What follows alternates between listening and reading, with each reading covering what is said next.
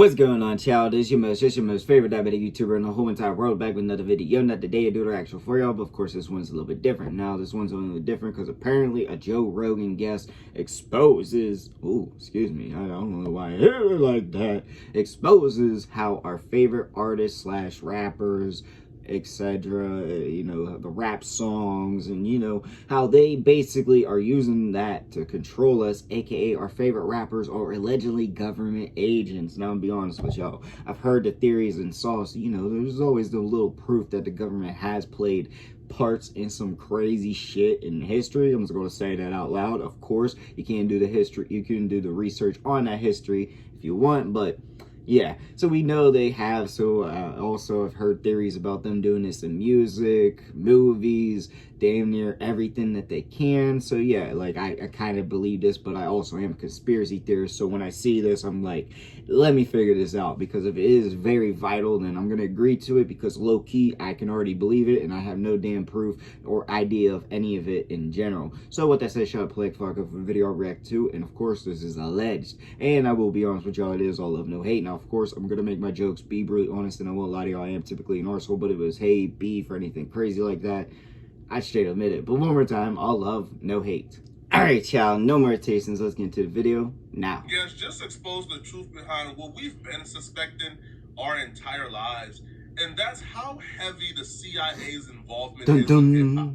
How the CIA used hip-hop to overthrow leaders of other nations, to rot their society from within. The guest, Mike Benz, reveals how USA has given billions of dollars to initiatives that utilize hip-hop as their greatest weapon. Not just hip-hop, but certain aspects of Black culture that we believe was created and started by Black people, but now that we know, those aspects of Black culture was contrived and created by the CIA. And it was created for terrible reasons, which to me confirms what I already know, which is your favorite rapper. Hate to say it, but it wouldn't make sense. The government would do something like that, but I don't know. We'll see, I guess. What's really interesting is what he named as their greatest tool, the genre of rap, the type of rap music that they love to use to stir up trouble in other countries. And that genre is conscious, rebellious music.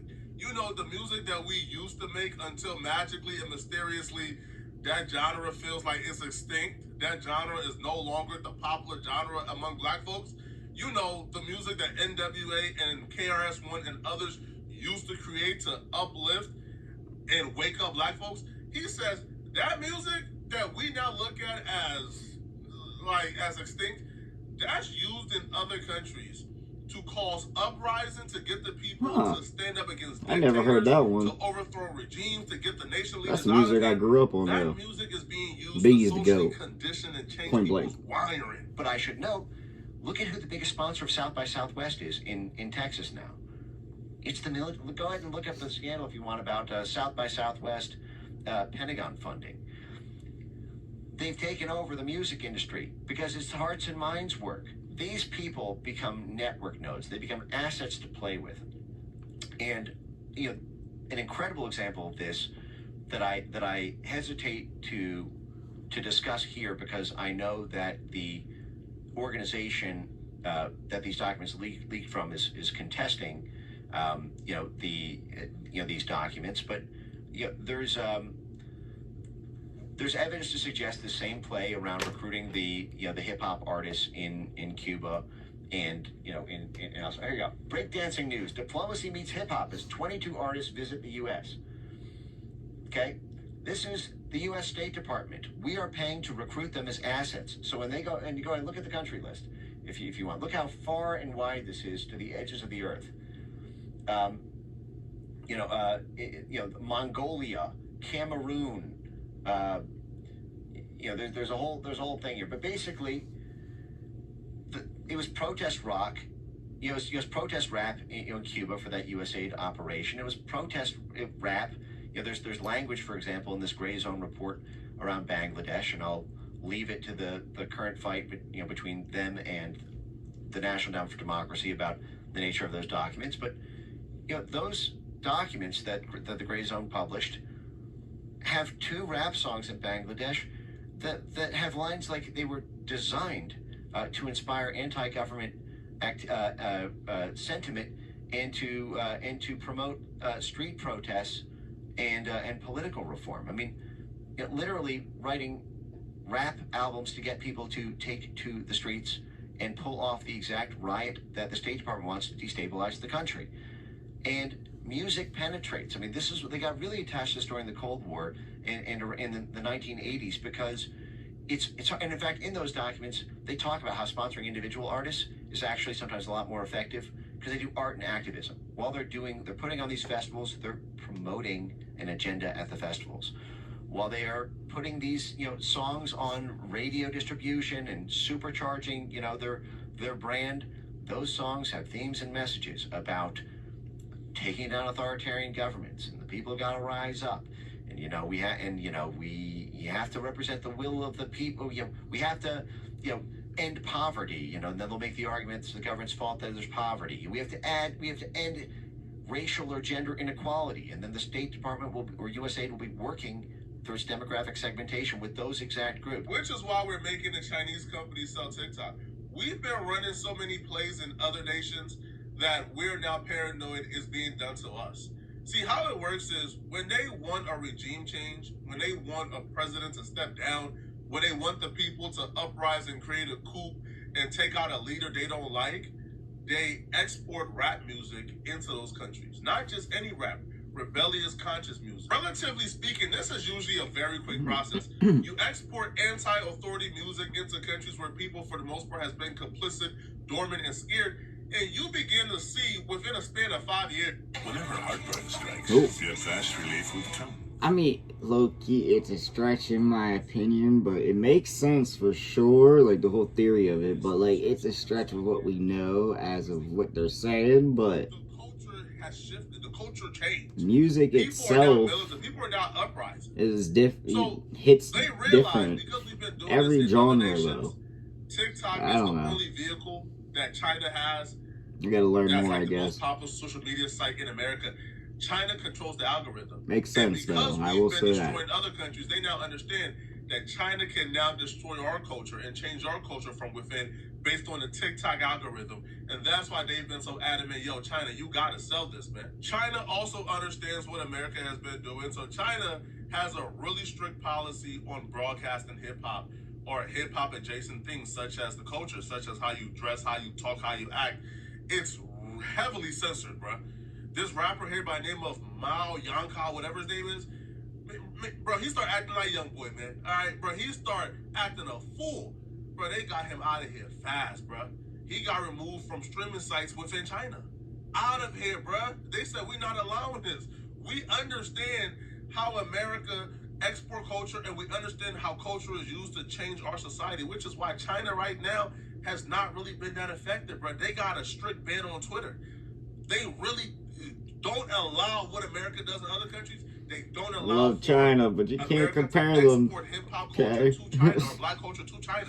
They don't allow it at all. That's Even communist the actors over are there. censored.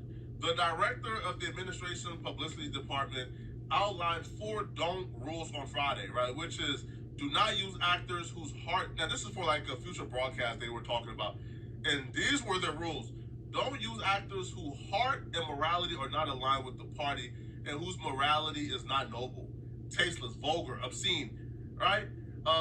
Actors whose ideological level is low and have no class, they can't even be broadcasted. You will also be a fool to look at how powerful of a tool conscious rebellious music has been for our government to overthrow other governments and to think that they didn't make a concerted effort, designed effort, to make sure that conscious rebellious music is no longer in popular culture over here.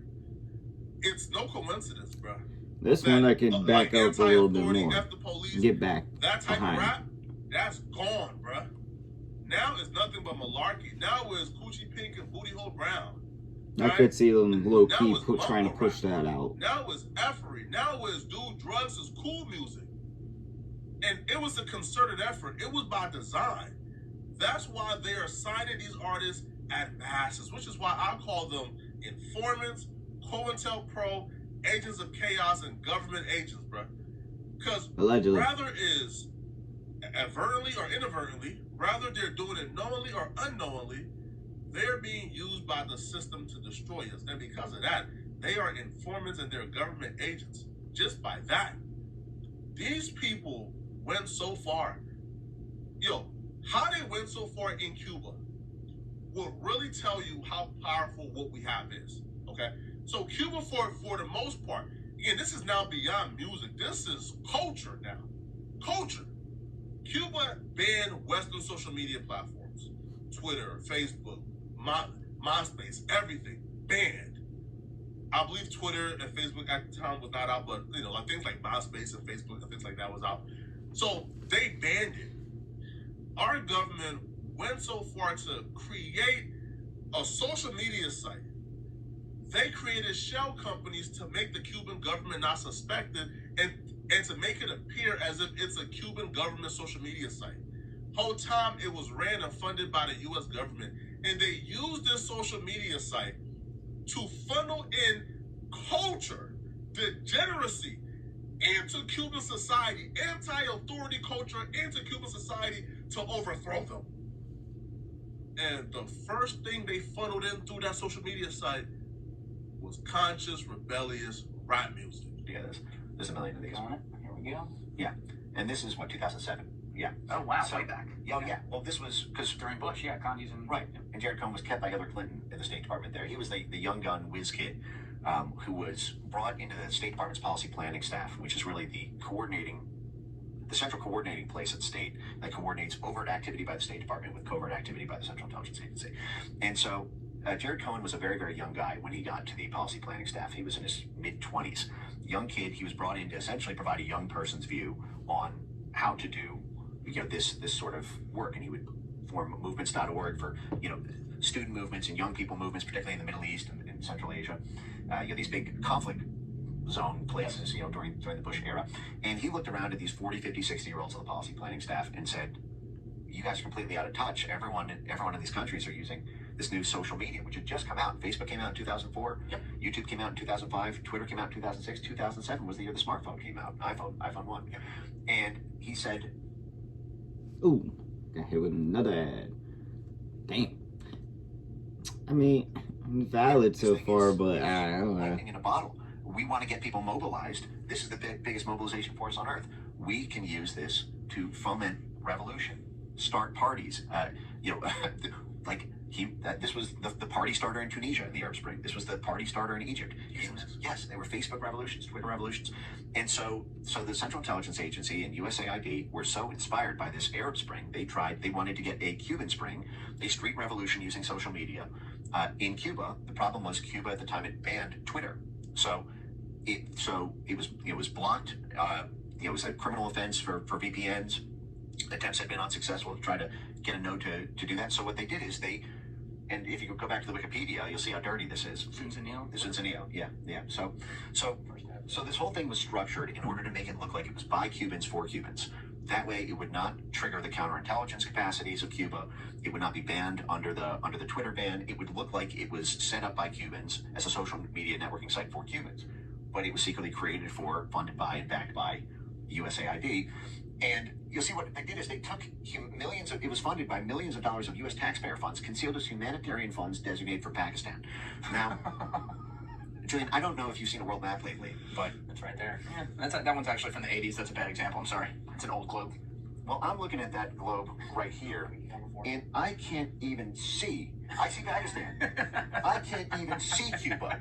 I can't even tell you how hard, the CIA runs the rap game. It's insane. The State Department just recently brought 22 hip-hop artists from all these different conflict zones. I can walk you through in Bangladesh how USAID was funding rap musicians, reporting back to the State Department about how the songs were designed to create street protests, producing their music videos. We can even watch some of these music videos if you want From to other countries. You're talking about ones from other countries right now. Yeah.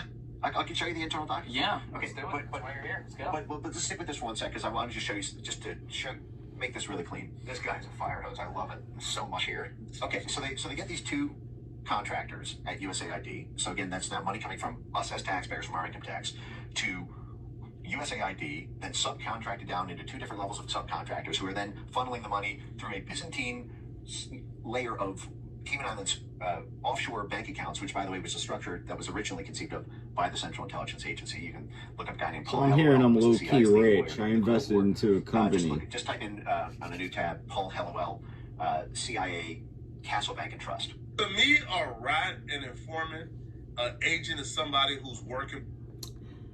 I ain't gonna lie. Okay.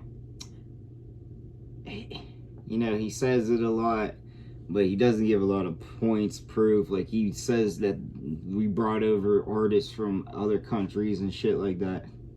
And honestly, like, okay, I get it. Now, low-key, yeah, he probably does have a whole point. It probably is true and everything like that. I'm just gonna say that. But me, I react to music from other countries. It's more specifically rap from other countries, like Morocco and, you know, fucking China. I mean, not fucking, okay, my bad. Like, other countries is what I meant. I meant no disrespect. So, like, yeah, if you actually deep dive into the lyrics, because of course I have to translate and everything because I don't know anything but English, but you know, I got to translate it. You look deep into it, you really do see that they are trying to, you know, not always, but they're always trying to push a real deep message.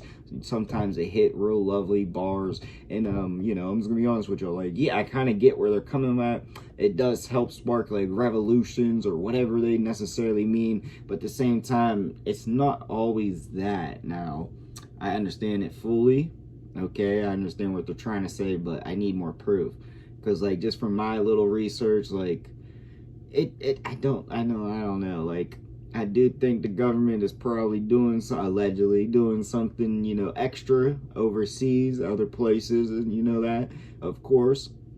We probably are. I'm just going to say it, but I don't know to that degree. Now, I could be totally off on that one, but I'm going to be honest with y'all. I really wish they dove into the whole factor of what they were saying about how they don't believe that the government basically got rid of conscious rap. I think that's what they were claiming it, but like Biggie and all of them, how they were rapping about real shit.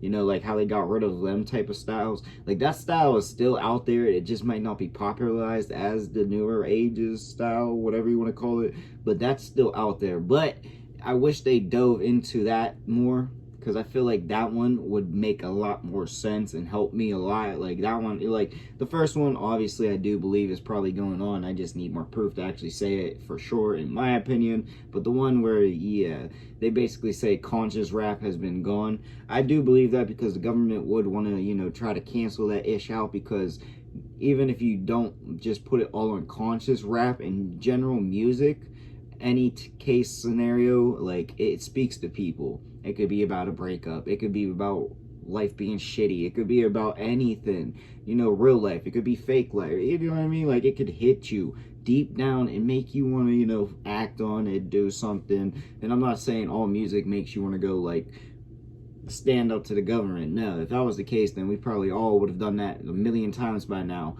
But in general, like, I feel like that one's more plausible, like, that they would get rid of that one, because it definitely does feel like they, you know, I think I'm a conspiracy theorist, so like the government is probably trying to like just slowly get control of all of us in sense of words. So like it would make sense that if they can make it less words in a song or whatever, like where it's just basically talking about doing, you know, extracurricular things, yeah, that would make sense. But really, I didn't see enough you know, actually proof. I can't get that damn word, actual proof to actually say that it is for sure. But really, that's all I gotta say. But I do know what y'all think in the comment section down below. Also in the comments, your boy make all kinds of videos, so comment you want to see. And yeah, that's all I got for the video. Peace.